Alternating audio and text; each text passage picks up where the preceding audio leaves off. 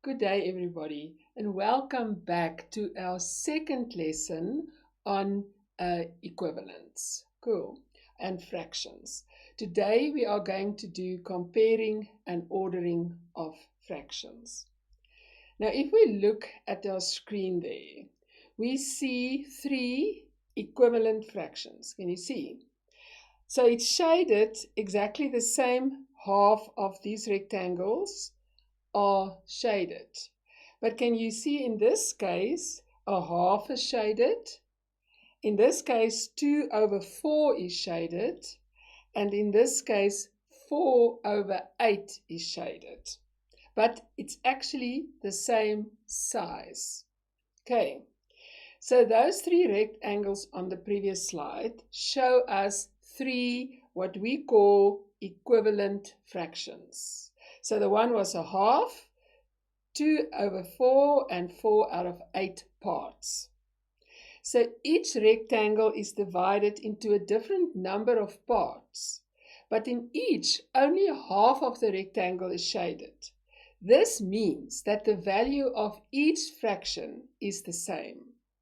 So the fractions are therefore equivalent when the values are the same. So I just want you to look at it one more time. Can you see there's a half shaded? Now this rectangle is divided into 4, and 2 out of the 4 has been shaded. And this rectangle, same size, divided into 8, and then 4 out of the 8 is shaded.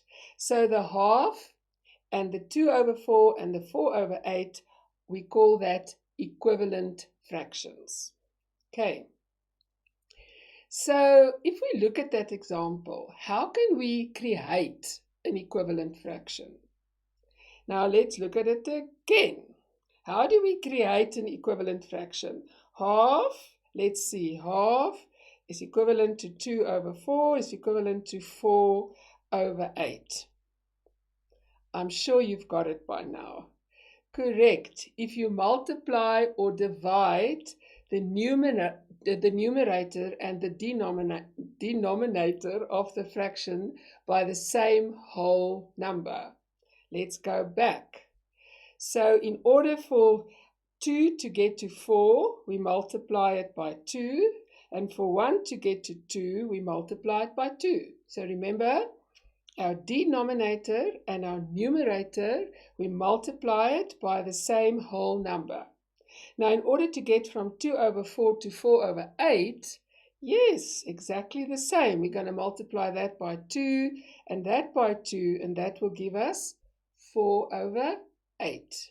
So that's how we get from the one fraction, we turn it into equivalent fractions. Okay, now let's do another example.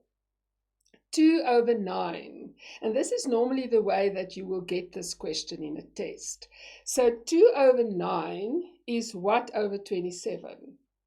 Correct. You know, to get from 9 to 27, you have to multiply 9 by 3. So what you do at the bottom, you do at the top. So you're going to multiply there. So you get then 6 over 27. So 2 over 9 is the same as 6 over 27, so they are equivalent fractions. Now if you go one step further, to get from 27 to 54, think quickly, yes, we're going to multiply that by 2. So this is our denominator. So our numerator, we're also going to multiply by 2, and there we have our another equivalent fraction, 12 over 54. Cool. So now let's try the next one, 7 over 3. So just quickly, what is 7 over 3? A proper or an improper? Yes, correct. It is an improper fraction. Why? Because our denominator is smaller than our numerator. Right, but I digress. Let's continue. 7 over 3. Now we have to make an equivalent fraction, and they give us the numerator is 14. So in order to get from 7 to 14, we're going to multiply that by 2. So we're going to multiply the bottom by 2. So that's going to give us 14 over 6. is then an equivalent fraction to 7 over 3.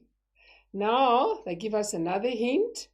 Here, the denominator is 30. So in order to get from 6 to 30, we have to multiply it by 5. So if you multiply 6 by 5 to get to 30, so we have to multiply 14 times 5. So what is 14 times 5? So let's get our calculator. 14 times 5 equals, oh, you were there before me, 70 over 30. So that is then these then are 7 over 3, 14 over 6, and 70 over 30 are then equivalent fractions. Right. Okay. Now, another thing we can do with fractions is we can compare and order fractions. Now, we've done this with whole numbers, so I'm sure you still remember this. So when you compare fractions, the denominators of the fractions have to be the same. You can understand this. You cannot say what is bigger, a half or a third. It's better if the denominators are the same. So how do we get the denominators the same? Yes, we work out the LCM, the lowest common multiple of the two denominators. And then we can easily find the equivalent fractions. Okay, so let's look at the example. They ask us to compare the following two fractions by replacing that star with the correct relationship, either a smaller than, larger than, or equal to. And remember that when fractions are equal, we say they are equivalent. That is what we call them. Okay, so they give us 3 over 2 and 5 over 3. So first thing we have to do, we have to find the lowest common multiple. So I'm going to tell you, you can always pause and work it out for yourself. It's good exercise, but I'm going to tell you that the LCM of 2 and 3 is 6. So we need to change both fractions to equivalent fractions with 6 as the denominator. Okay, so let's start. Here we've got 3 over 2.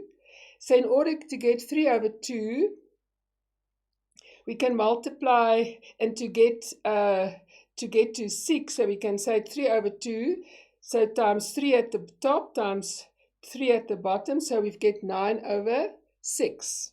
Okay, so to get 5 over 3 to 6, the same 6 as a denominator, so we have to multiply the top by 2 and the bottom by 2, so we've got 10 over 6. So now it's easy to see the relationship between these fractions. So we can see that 9 over 6 is definitely smaller than 10 over 6. But we're not going to give it to, that's not going to be our answer, because remember they ask us about these fractions. So we're just going to go back to our original, and we're going to say 3 over 2 is then smaller than 5 over 3. So that's fun. Right, you can do something. Okay, so again, stop, do it. That's the beauty of this dot product. And then you can just start again. So I'll see you on the other side. Right. Okay, so they ask us to replace the star again with the correct relationship. So 4 over 7 and 8 over 21. So this is an easy one. We obviously have to get the denominators to 21. You all understand why, right? So how do we get the denominator from 7 to 21? We multiply that by 3, but then we also have to multiply the top by 3. So we're going to have 4 times 3 over 7 times 3, and that is going to give us 12 over 21. And they ask us the relationship between that. And how easy is that? So 12 over 21 then is larger than 8 over 21, but that is not our answer. Our answer will then be that 4 over 7 is larger than 8/21. Cool. Let's do the second one. 21/100 and 11/50. Now this is an easy one. I hope you've got the answer already. But let's go through the motions. We have to obviously change the denominators to 100. So we're going to sit with 21/100. And in order to get that 50 to 100, we're going to multiply it by 2, multiply by 2. So we've got 11 times 2 over 50 times 2. And that's going to give us 22/100. So what is the relationship? 21/100 is smaller. That is not our answer. We're going to say 21/100 is smaller than 11/50. Cool. Right. So another way they can ask us is which is larger, a half of 12 or a third of 15? Again, stop, do it, and then I see you on the other side. Okay, so let's do it. They ask us a half, and we remember half is actually multiplying, right? A half of 12/1 or a third of 15/1. So it's so easy because we can say 2 goes into 12 6 times, and 1 can cancel out. 1 and 1 cancels out, and 3 goes into 15 5 times. So which is larger? So we can see this one is larger than 5. So our answer would be a half of 12 is larger than a third of 15. And remember, if it's a word sum, you're going to write it out like that. You're going to say a half of 12 will be larger than a third of 15. Okay. Right, now the next one, they ask us, rewrite the following numbers in ascending order. Now I have to explain in brackets, that is from the smallest to the biggest. Now this is a little bit more difficult, so pause and do it, and then we'll try when we'll see one another on the other side. Okay, so who have worked out the LCM of this one? So we sit, remember 3. What is 3? It's actually 3/1, isn't it? And we've got 10/3.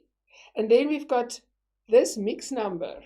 So if we do this, mixed number must always go into an improper fraction first. So remember I explained to you last time, it's easy to say 2 times 25 is 50 plus 7 is 57/25.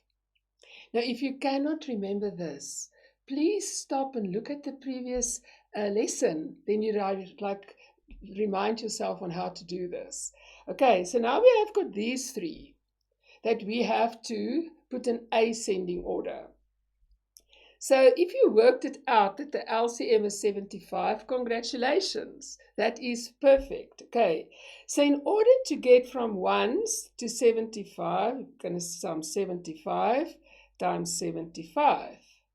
And 3, to get from 3 to 75, we are going to times 25 times 25. And to get from 25 to 75, we're going to say times 3 times 3. Now, if we work this one out, we're going to see that 3 times 75 is going to give us, I think it's 225/75. And 10 times 25 is easy, right? Remember, if you multiply by 10, is 250/75. And that one, 57 times 3, if we use our calculator, I think it's 171/75. Now they ask us from smallest to biggest. So now it's easy to see. This one is our smallest. then this is second, and this is third. But we're not going to hand our answer in like this, right? This is not going to be our final answer. So what is that? 171 over 75 is actually 2 and 7 over 25. Then we're going to get 3, and then we're going to get 10 over 3. From smallest to biggest. Cool. Right. Now, let's do another little word sum. I love my word sums. A bottled juice is divided amongst 3 friends. Jason gets a third, Joseph gets a quarter of the bottle, and Sizwe gets 5/12 of this bottle of juice. So now they ask us, by comparing the fractions, calculate who gets the most juice. Yes, we know this. We're just going to compare what do we have? A third, a quarter, and 5/12. So what are we going to do? What is our LCM? This is quite an easy one. Our LCM will be 12, right? So to get from 3 to 12, we multiply it by 4. From 4 to 12, we multiply it by 3. And there we've got that one. So our answer would be 4/12, 3/12, and 5/12. Okay? So they ask us, by comparing the fractions, calculate who gets the most juice. So who gets the most juice? Correct. Sizwe. So you're going to say Sizwe gets the most juice, and you're going to show your calculations like this. Okay. So that was so nice, and I'm going to see you next time for the next section on fractions.